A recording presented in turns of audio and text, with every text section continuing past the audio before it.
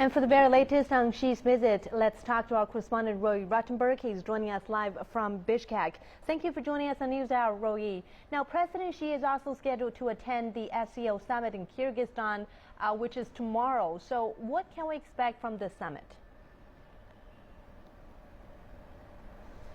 Indeed, in a very important meeting. The SCO, the foundation of it is security cooperation, and of course we remember that in 2014 the American troops fighting an ongoing war in Afghanistan are due to leave. That's had regional implications. Here we know that the American transit base, a former Air Force base, but a transit base here outside of Bishkek is also due to be closed. That's good news for the Russians and the Chinese, who had pressured the Kyrgyz government to end that lease. The Kyrgyz president now saying the Americans don't need that transit base following the withdrawal of U.S. troops. Again, security being a really vulnerable issue here, and the Chinese and of course Russians and CIS countries concerned about that. We've seen, you remember that China also shares a very small border with Afghanistan, and China has been concerned in the past. We heard reference there to East Turkestan, but China has been concerned in the past about terrorism and unrest from Uyghurs in Xinjiang.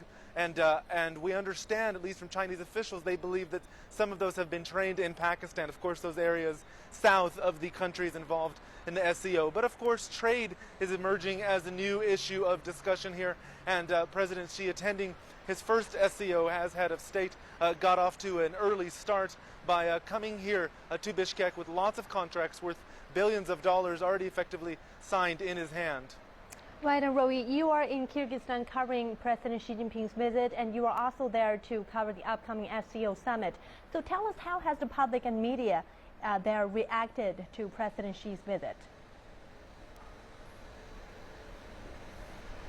Well, the Kyrgyz capital is not a very big city. The country itself only has 5 million people, and many people have been surprised by some of the security measures that are in place. This is President Xi Jinping's first visit to this country as head of state. A lot of security measures in place, 2,500 additional police on the streets, making it difficult for some people to get around, some people to drive. Many streets are actually blocked off, and some people complaining about the security in place. But at the same time, the press here has been reporting this is a very positive step for Kyrgyzstan. Unlike the other countries in the CIS, Kazakhstan, which has an abundance of oil, Turkmenistan, which has an abundance of gas, Kyrgyzstan hasn't had the same natural resource blessings, if you will, and is encouraging that investment from China.